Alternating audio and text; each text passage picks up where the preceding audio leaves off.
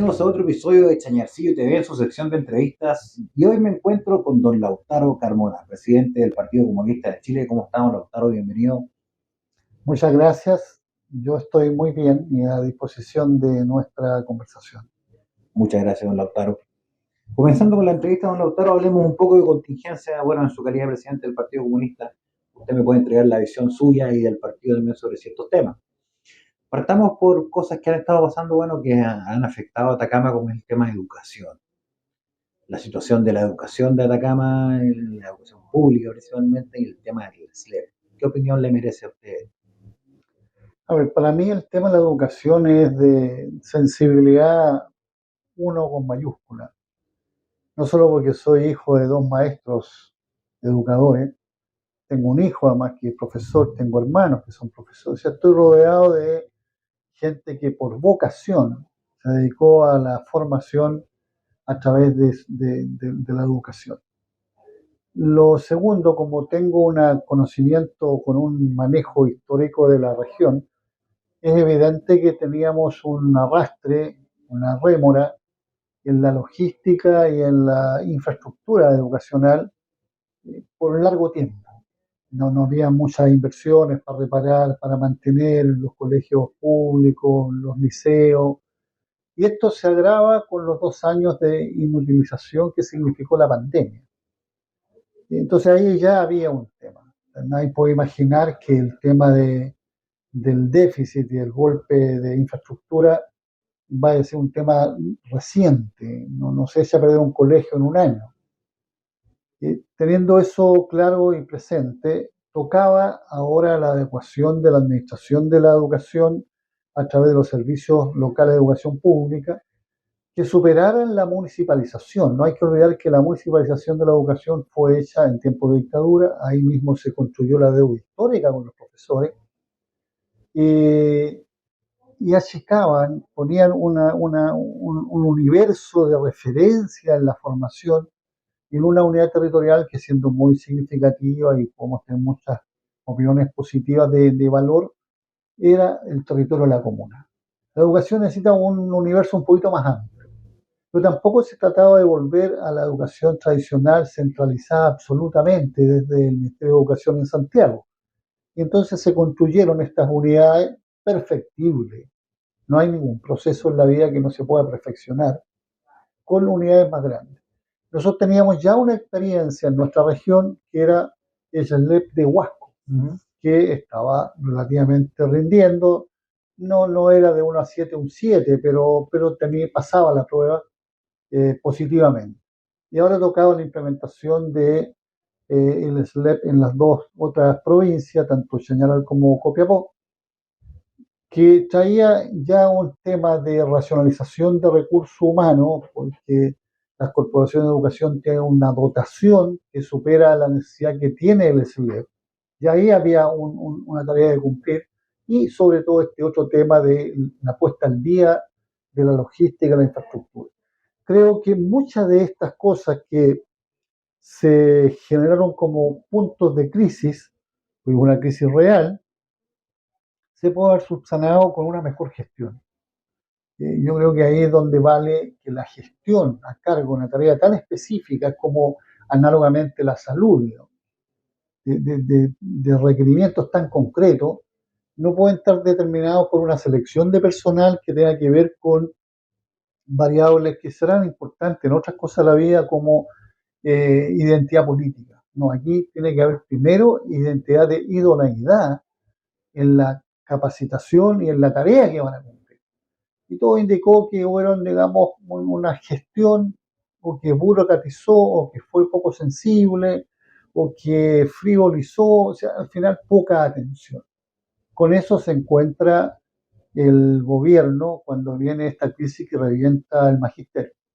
Como el hecho ya es dato público, es dato histórico, yo lo único que llamo, y yo soy voluntario para el efecto, que pongamos todas nuestras capacidades no en función de sacarle ventaja electoral a la educación. Yo no voy a hacerme más famoso y me van a reelegir en mi tarea parlamentaria porque levanto la bandera, arengo y no construyo soluciones. Aquí el centro del centro debe ser los estudiantes, las estudiantes, su calidad formativa y sobre esa base todas las demás medidas. Y yo espero que en primer lugar los educandos, o sea, los maestros, así como los asistentes de la educación, etcétera, la comunidad escolar ponga eso en el centro, lo mismo hagan los parlamentarios, lo mismo hagan las autoridades de gobierno, y no hagamos de esto, que es muy noble y que es muy grande como causa, porque aquí se juega la vida mucha gente. Yo soy de los que cree que el conocimiento es un elemento de movilidad social. El conocimiento da herramientas para pensar con cabeza propia, para discernir, para avanzar. Bueno, si eso es lo que está en juego, llamo a que nadie haga de esto un nicho de proselitismo personal, de beneficio partidista o beneficio del cargo, sino el beneficio de ser nuestra región con una comunidad escolar de primer nivel. Oiga, don Lautaro, y pasando a otro tema, ¿cuál es su opinión sobre el tema, un tema que preocupa mucho a la ciudadanía, que es el estado actual de la seguridad pública en el país? Yo creo que estamos siendo conmocionados por un nivel de crimen organizado que Chile no conocía. Estamos siendo objeto de una operación que tiene que ver con una suerte de globalización de las peores expresiones de la delincuencia. Porque este es un país que no tenía ninguna historia con el narcotráfico, no tenía ninguna historia con delitos que son de bala fácil, digamos, y entonces tanto ajuste de cuentas. No tenía ninguna historia con los secuestros. Bueno, y hoy día se nos viene encima eso, es una transculturización muy negativa, y para eso nosotros disponibles primero a ponernos al día en una mirada de una política de seguridad mucho más potente, que tenga que ver con... Hay tres o cuatro cosas para mí formativas que son claves. La inteligencia policial, o sea, adelantarnos antes que estos personajes o mafia se instalen y desbaratar procesos antes de tiempo. Segundo, para eso requiere tecnología de punta.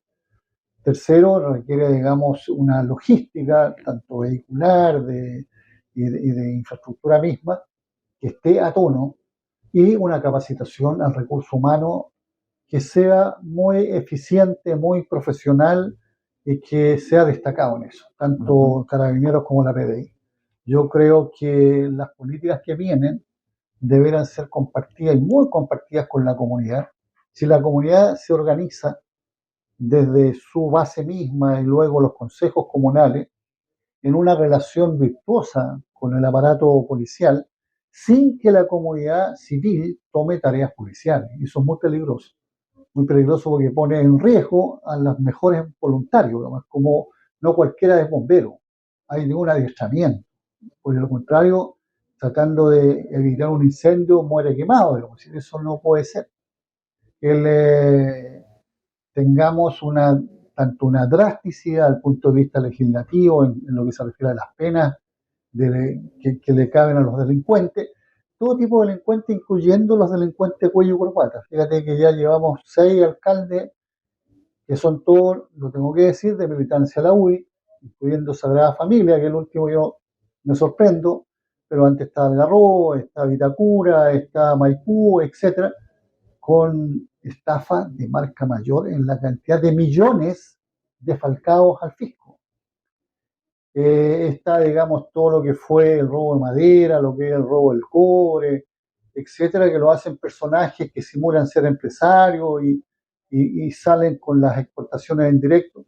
Bueno, desde ese delito que lo comete gente que aparenta tener una formación cívica y una buena conducta, hasta las peores expresiones, todas deben ser atacadas de forma integral para que la referencia a la comunidad sea honradez, el que trabaja sea probidad, el que hace una tarea pública por selección de soberanía ciudadana sea consagración, vocación de servicio, y no a la primera que miran para el lado yo veo con qué arranco. O sea, eso es un muy mal ejemplo. Yo sé que hubo aquí, por ejemplo, incluso autodenuncia de algunos concejales, lo que es muy feo porque afecta la fe pública, disminuye la confianza que la ciudadanía y el vecino debe tener en sus autoridades, y lo peor de todo es que toma la plata, como pasó con este caso de convenio de Antofagasta,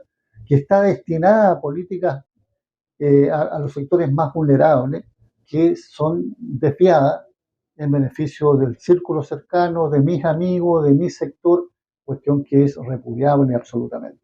Entonces, ¿qué hacer con esto? Integrar a toda la comunidad, fortalecer los aparatos fiscalizadores, fortalecer los aparatos de combate directo, como son las policías, incorporar más recursos en la tecnología, en la inteligencia, en la capacitación, y luego actuar en consecuencia sin desmayo, sin dejar de hacerlo hasta que eliminemos este flagelo que altera absolutamente, distorsiona absolutamente la convivencia de la comunidad en su sentido de la confianza, de la seguridad.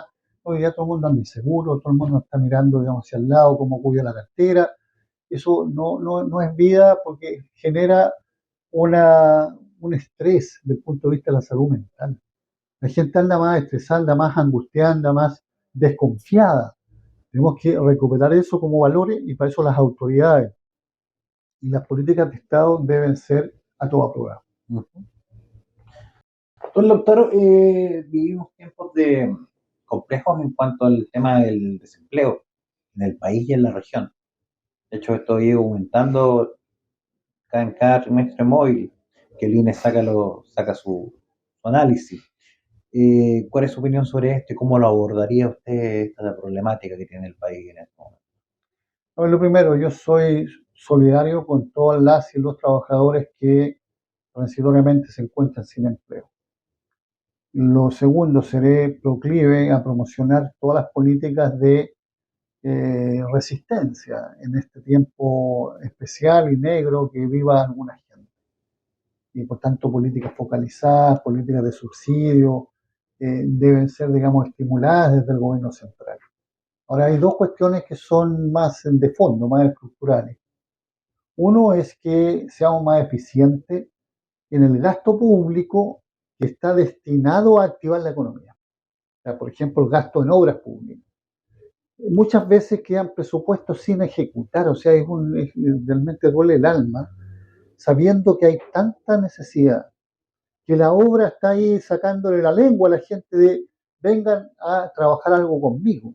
Me refiero a la obra de construir una calle, construir una plaza, terminar un edificio público, lo que fuera. Están destinados los recursos, pero si hay una burocracia para implementarlo, que pasa el año y entonces se pierden los recursos. Cuando tú no usas una asignación que te corresponde por el presupuesto, tú pierdes esa asignación, no es que la guardas para el próximo año. Entonces es un crimen no usarla habiendo la necesidad de la obra, pero además esa obra requiere mano de obra, empleo. Entonces, una cantidad de empleos que se pierden por eso. Y lo segundo, este debate que nos tiene enfrascado, donde hay una etente muy dura entre la oposición respecto al gobierno, le niegan la sal y el agua, no dan la posibilidad de reforma tributaria, no dan la posibilidad de reforma previsional, etcétera, va creando un clima que inseguriza la inversión privada. Entonces necesitamos resolver eso, estimular desde lo público y desde lo privado una mayor inversión que crea empleo, que reactiva la economía. Yo me parece que la economía está bajo control después de todas estas crisis mundiales.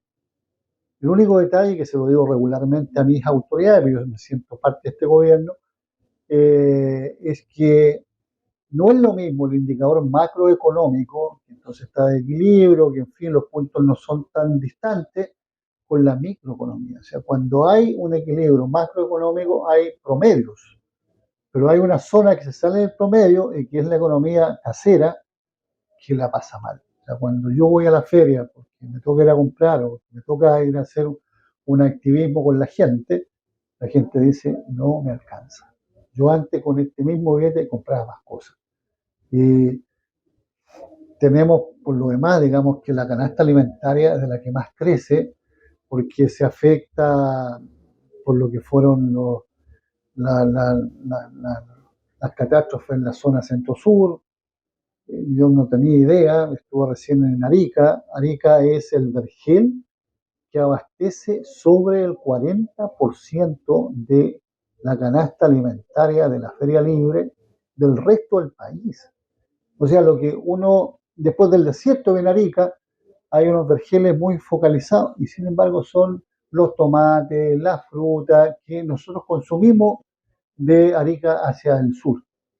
Tenemos que estimular mucho más eso, pero eso también encarece el precio en la feria y el billete que yo tengo es el mismo. Entonces, el poder adquisitivo hay que resguardarlo. Me parece muy bien lo que se ha logrado desde el punto de vista del reajuste del sector público, es una indexación del ingreso, es decir, logran mantener la plata que ganaban a la fecha, más un pequeño plus por sobre la inflación, lo que es muy bueno. Eso es también capacidad de demanda. Pero hay otros empleos que no son los empleos fiscales que están medio congelados los ingresos y sin embargo los precios suben igual. Hay que decir cuando es fin de año. Entonces, todas las políticas de estímulo a la activación de la economía, partiendo porque si nosotros metemos plata por la vía de subsidios, por la vía de mayores inversiones en obras públicas, va a tener un elemento de activación positiva y va a dinamizar el crecimiento económico. Uh-huh.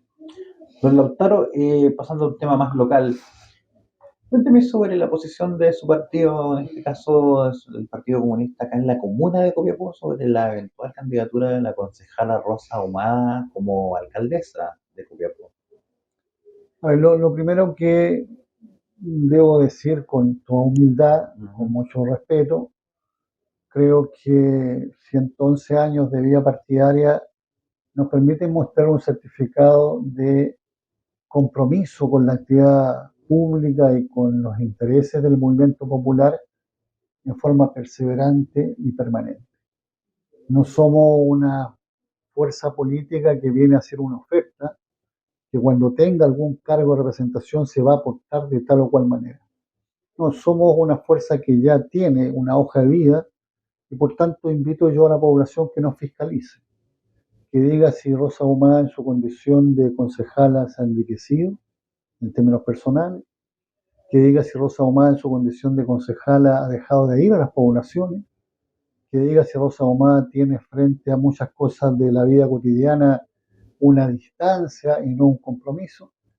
Y yo estoy segurísimo, porque a mí me llena de orgullo eso, que una mujer proletaria, una mujer que a los 15 años trabajaba ya como temporera o a los 16 como canillita de suplementera, en fin, una mujer muy de pueblo y sobre esa base como autodidacta fue creciendo en su capacidad intelectual y de conocimiento y se levantó desde la lucha poblacional. Ella era la presidenta de la Unión Comunal de Junta de Vecinos.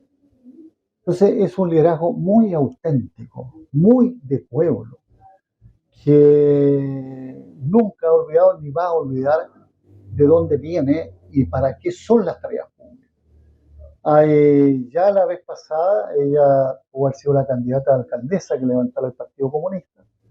En una suerte de acuerdo implícito con el actual alcalde, quedó de parte incluso de la disposición que a quien le tocaba en esta otra ocasión era el Partido Comunista, sobre todo pensando en Rosa Ahumada. Y Rosa Ahumada tuvo la grandeza, sabiendo que ella pudo haber sido candidata, de decir, bueno, si mi partido toma un acuerdo de favorecer esto, yo voy a ser una de las que cumple ese acuerdo con vocación, con consagración, con dedicación completa. Entonces, estamos hablando de una personalidad, una lideresa muy auténtica, muy seria, muy comprometida y una gran servidora pública. Me parece todavía más grande el que en el tiempo histórico en que las mujeres han recuperado su espacio, han demostrado que en igualdad de condiciones rinden exactamente igual que el género distinto, que los hombres, nosotros tengamos en tres comunas muy importantes tres candidatas mujeres, la Isabel Godoy en Tierra Amarilla, la María Torrejón en Diego Almagro y Rosita Ahumada en Copiapó. vamos a buscar nuestras otras candidaturas en el resto de las otras 6 comunas de la región. Pero hablando de Rosa Humada, yo creo que es a mucha honra para mí el que ella vaya a ser nuestra abanderada, no del Partido Comunista, ella va a ser la abanderada de la izquierda, del mundo progresista, de la comunidad poblacional de Copiapó. Es una persona muy querida, es muy empática y ya digo, no necesita presentaciones porque la gente la conoce. O sea, nadie puede decir quién es Rosa Humada. Rosa Humada es, todos saben, les guste o no les guste, sean del partido de la derecha o no, que es un personaje de la política copiapina. Entonces, eso es para mí, yo me siento muy honrado de venir a Copiapó hoy día a reiterar ese acuerdo que ha tomado mi partido a nivel de la región. Yo he construido con ella una relación muy intensa porque compartimos 10 años en la tarea en el territorio cuando yo era parlamentario, pero también compartimos hoy día tareas de dirección nacional en el partido. Uh-huh. Finalmente, don doctor, pasando a un tema que ya, bueno, algo que ya se nos viene, estamos a puertas menos que el plebiscito y la propuesta de constitución. ¿Cuál es su postura al respecto? Mi postura es conocida, es directa, yo espero que sea muy constructiva, es en beneficio de Chile, en beneficio del país, necesitamos votar en contra. Votar en contra de un proyecto que no es un proyecto de constitución, lo dijo incluso la Belén Matei, esto es una propuesta programática de gobierno. Claro, si es una propuesta de gobierno y la derecha pretende en su gobierno darle beneficios carcelarios a los criminales de lesa humanidad que están en Punta Peuco, bueno, yo voy a discrepar, pero ellos pueden hacerlo en su programa de gobierno. Pero dejar eso instalado en un texto constitucional es una aberración, una negación del mismo texto. Nosotros discutimos hoy día porque han habido grandes movilizaciones para terminar con el sistema de AFP o ISAPRES, etcétera, pero hay que mejorar la ley. No, la derecha pretende que eso esté en la Constitución. O sea, quiere rigidizar mucho más todavía el papel que juega el punto de vista del Estado subsidiario, el punto de vista del Estado neoliberal, el capital, el negocio, en lo que son derechos. Se transforma derechos en mercancía, la previsión, la educación, la salud, etcétera. No pueden ser mercancía, tienen que ser derechos donde el Estado juega un papel en garantizárselo más allá de que haya sectores del mundo privado que también estén en ese giro. Pero porque está cubierto desde el Estado lo principal. Estamos hablando de una constitución o un texto constitucional que le niega los avances que han tenido la lucha por los derechos de la mujer, incluyendo el derecho al aborto en 3 causales. O sea, es una maldad, una perversión promocionar que una niña a los 8 años pueda quedar embarazada y deba tener el hijo y no puede abortar. O lo mismo que la madre tenga que elegir su vida o la vida del que está por nacer porque no puede abortar en esa condición. Es decir, hay una cantidad de, de conceptos, de una mirada que desde el punto de vista valórico es tan reaccionaria, tan atrasada a lo que es el mundo de hoy día. Desde el punto de vista de los derechos, es una limitación que pone por sobre los derechos el privilegio del negocio, que no podemos decir que es un texto que vaya a ayudar. Lo más aberrante es que esta derecha ganó posiciones en una crítica que le hizo al texto de la convención y que perdió el 4 de septiembre, porque era una propuesta que no une. Y decía, necesitamos una que nos una. Bueno, hoy día la propuesta es una que nos divide. Y nos divide no en partes iguales, nos divide en beneficio de un sector de privilegiados, de un sector de la élite, de un sector que es el que ha gozado y el que crea estos dos Chiles, el Chile de los que viven en un mundo que son comparables con los estándares más altos, y el resto del país, que, que tenemos que decir, esto no ayuda, esto tiene que ser rechazado y para eso hay que votar en contra. Y el día de mañana veremos cómo seguimos perfeccionando la legislación chilena para que no queden desprotegidos muchos derechos. Hay que decir, nos farreamos un momento de la historia en dos tiempos. Haber tenido una constitución hecha en forma transversal y bajo democracia y con personajes que la elaboraron electos para el efecto, se la farreó la convención, gran responsabilidad de sectores de izquierda, donde nos encontramos nosotros también. En beneficio de mis partidos, solo debo decir que teníamos 6 convencionales de 155, o sea, nuestro peso era muy menor, pero formaba parte. Y yo no voy a desentenderme que eso estrechó, eso fue una mirada sectaria, pero ellos que nacieron sobre la base de esa crítica hicieron exactamente lo mismo, lo que es peor todavía, porque cuando uno ya conoce del error, tiene la posibilidad de corregir.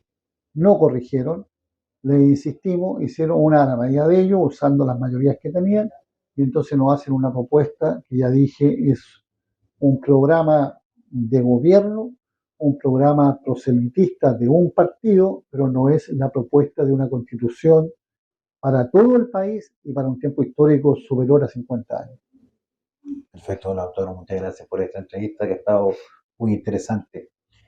Esa ha sido la entrevista entonces con don Lautaro Carmona, presidente del Partido Comunista de Chile. Esperamos que haya sido informativa e interesante para ustedes. Y volveremos a Cancha Ejercicio TV con más entrevistas y más contenido interesante para ustedes. Recuerda hacer clic en la campanita, suscribirse a nuestro canal, seguirnos en las redes sociales, navegar en nuestro sitio web y leer nuestro impreso. Muchas gracias. Hasta otra oportunidad.